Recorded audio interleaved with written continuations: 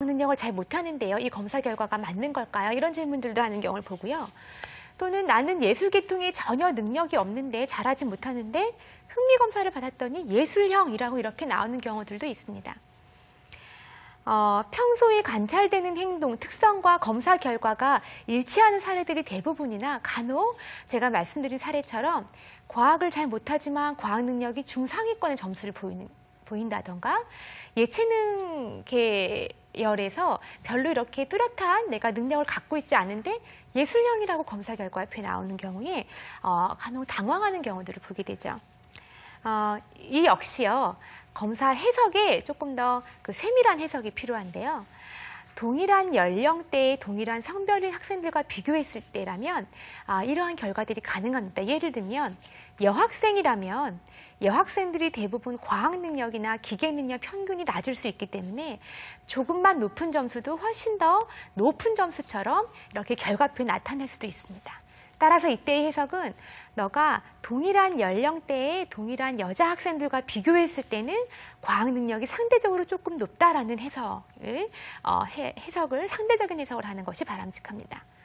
또한 내가 예술 계통에 능력이 없는데 예술형이라고 나왔는데요 라는 질문에 대해서는요. 능력은 없지만 다른 특성들에 비해서는 좀 자유롭고 개방적인 특성이 조금 높다면 예술형이라는 유형으로 분류되어 나올 수도 있습니다. 따라서 검사 결과의 점수는 상대적인 비교 또는 측정한 다른 요인들 중에 가장 높은 유형으로 측정되어 나오기 때문에 평소 생각하는 것과 다르다 할지라도 내 내부에서 이런 특성이 조금 높구나 또는 동일한 성별의 학생들과 비교했을 때 이러한 특성이 높구나라고 해석될 수 있다라는 점을 또 생각하시기 바랍니다. 세 번째 이제 간혹 듣는 질문 중에 학교에서 검사를 이제 단체로 학생들이 진로 검사를 받는 경우들이 있습니다. 불성실하게 검사를 받는 학생들이 간혹 있죠. 그래서 제대로 검사를 실시받지 못했어요. 몇 문항은 그냥 찍기도 하고 또는 다 완성하지 않은 채로 검사를 내기도 하고요. 그렇게 나온 검사 결과를 어느 정도 신뢰할 수 있을까요? 얼마나 믿을 수 있을까요? 이런 질문들을 하게 됐는데요. 사실 정말 제대로 된 검사 결과를 받기 위해서는 검사 실시 동기가 아주 중요합니다. 검사 실시 동기라는 것은 내가 이 검사의 성실한 태도로 문항에 성실하게 응답해야 제대로 된 검사 결과를 볼 수 있는데요. 따라서 어떤 검사들 같은 경우에는 성실하게 임했냐, 솔직하게 응답했느냐를 측정하는 별도의 문항들을 포함하는 경우들도 있습니다. 예를 들어서 사회적 바람직성이라는 척도를 포함하고 있어서 일부러 성격을 왜곡되게 좋게 보이려고 했거나 거짓으로 나를 포장하는 경우들이 있는지 문항에서 이렇게 골라내는 문항들을 넣게 되죠. 그래서 이러한 문항들은 누구나 한 번씩은 하는 거짓말 또는 누구나 한 번씩은 하는 나쁜 어떤 행동들을 본인은 한 번도 안 했다라고 어떤 왜곡된 응답들을 하는 거를 잡아내는 지수여서 여러분 검사 결과에 사회적 바람직성이라는 점수가 높게 되면 다른 문항에도 왜곡된 반응을 했을 가능성이 높다라는 것을 잡아내는 또 적도라고 볼 수 있습니다. 또 어떤 경우에는 하나로 이렇게 동일한 응답을 하거나 제대로 응답하지 않은 경우에 부주의성 점수라는 것이 나가기도 하는데요.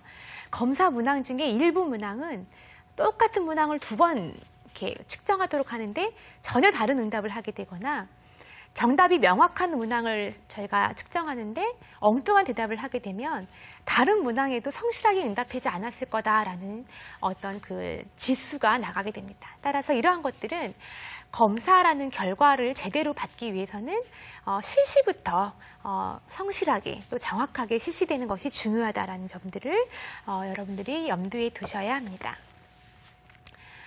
제가 이제 여러분들에게 적성검사를 제대로 활용할 수 있는 몇 가지 팁을 드리려고 합니다. 그래서 첫 번째는 전문가와 상담하여 검사를 해석해야 된다는 점이고요.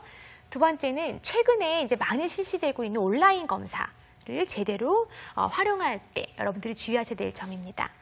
세 번째는 검사 결과를 어떻게 통합적으로 해석할 수 있는지고요. 네 번째는 개인 특성의 변화를 지속적으로 관찰하라라는 점. 다섯 번째는 강점 분야 또 주된 흥미 분야를 관찰하라라는 점. 5가지를 간단하게 말씀드리겠습니다. 먼저 첫 번째는 제가 여러 번 말씀드렸는데요. 검사는 검사의 종류에 따라서 또 측정하는 내용에 따라서 해석이 달라지기 때문에 그 검사를 가장 잘 아는 전문가와 함께 결과 해석을 하는 것이 가장 중요합니다. 따라서 검사를 그냥 실시만 하고 끝나는 것보다는 가능한 검사 결과표에 나오는 사항들을 그 검사의 개발자라든가 상담자와 함께 논의하고 해석하는, 그래서 조언을 얻도록 주의하시는 것이 필요하고요. 두 번째는 최근에 온라인 검사들이 많이 확대돼 가고 있는데 온라인 검사는 분명히 장점이 있습니다. 시공간의 제약을 받지 않고 또 검사를 하게 되면 바로 결과표가 산출되기 때문에 검사에 대한 또 결과에 대한 이해 또 기다리지 않고 검사 결과를 받을 수 있다는 장점이 있습니다. 그러나 온라인에서 진로 검사를 하게 될 때 여러분이 유념하셔야 될 점은 바로 결과 해석에 관련된 사항입니다. 자칫하면 본인이 그냥 검사 결과를 확인하고 끝나는 경우들이 많은데요. 온라인에서 검사를 받았다 할지라도 제가 먼저 추천해드린 바와 같이 반드시 전문가의 해석을 받을 수 있도록 다양한 방법들을 찾으셔야 합니다. 어떤 인터넷 사이트에서는 온라인에서 검사를 실시하고 나면 원격으로 상담자와 상담할 수 있도록 그런 이렇게 방안들을 같이 강구해